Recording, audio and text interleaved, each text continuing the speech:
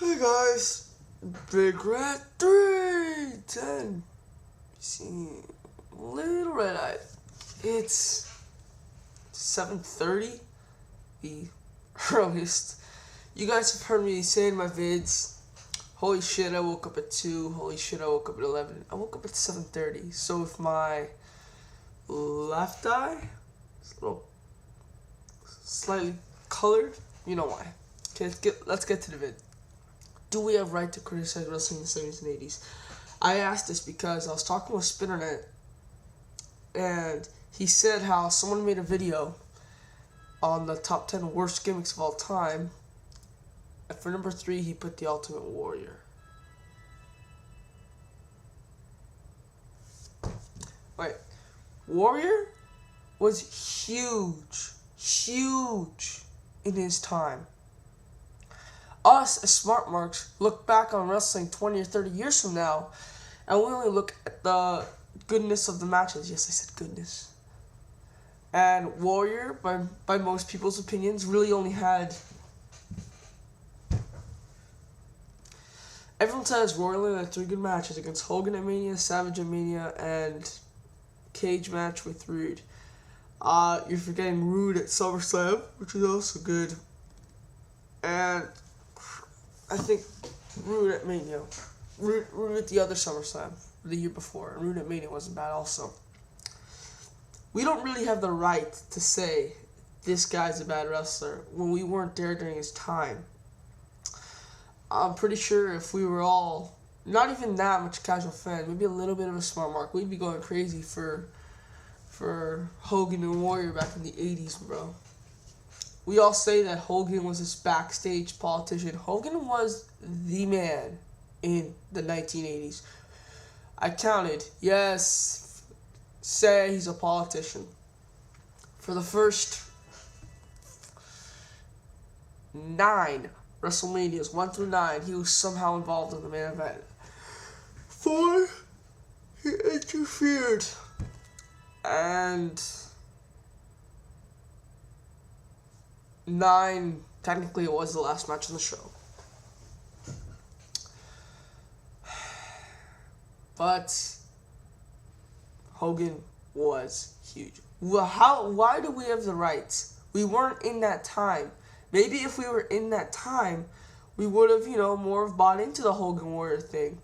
We always say, Hogan sucked, Warrior sucked. I had a conversation with someone who said Hogan was a very overrated wrestler and all this and that.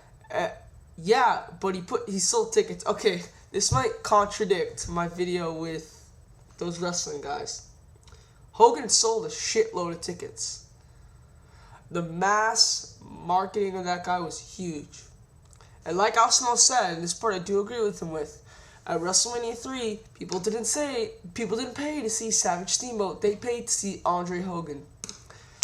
So if Hogan sucks so bad, how come so many people want to see him? Y'all say John Cena's bad, and I was talking with Minoxon yesterday, I think he said it perfectly. He said the reason people hate Cena is because his gimmick is stale. That's the only explanation he can come up with, because Cena is a good worker. Look at his pay-per-view matches.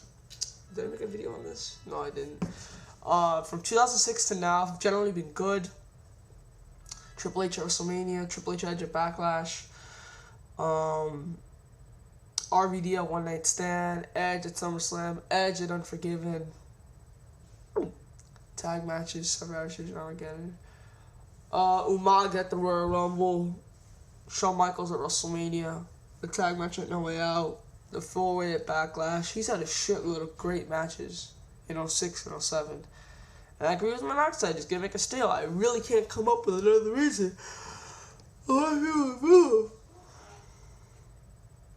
But in the world of smart marks, we boo Cena. Back in the 80's, they cheered for Hogan. Seth is right. He made a good point. Hogan and Cena cannot be compared because they're in 2 completely different eras. And if we were in the Hogan era, when we were kids, just getting into wrestling, we would cheer for Hogan like crazy. But we're not. we're in the Cena era and post-Attitude Era. It's the Attitude Era, guys. They say it was all about the wrestling. No, bro. 1999 sucked. 1999 was one of the worst years in wrestling history. Possibly the worst. I've seen a shitload of pay-per-views in 1999. They all sucked. Except my videos, of course. My videos are awesome.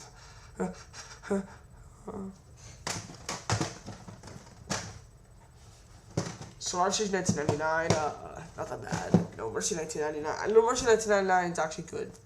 Come on, Austin, Triple H, Hardy's, and Christian. And why do you think they like the Attitude Era? I'll tell you why. Because it was different. And Austin was a good worker, but it's not that he was so great. That's why everyone loved him. Because he was different. Because, he fought against the boss. And that's what garnered so much attention from everyone. And Hogan, at the time, was an icon. People loved the guy. His gimmick. From 1984... 1993, that's 10 good years of being on top. So do we have a right to criticize Hogan when he sold tickets when fans loved him? And same with Warrior. When he sold tickets, whoever loved him. The Warrior was my dad's favorite wrestler. He was. And my dad lived in the era of Randy Savage, Ricky Steamboat, who he loved those guys too, but his number one favorite wrestler was The Warrior. So, do we really have the right to criticize wrestling in the 70's and 80's? In a negative light. Because we weren't there. And we didn't know how our opinions would have been. Bigger at 3, 10. Out. Peace. See y'all later.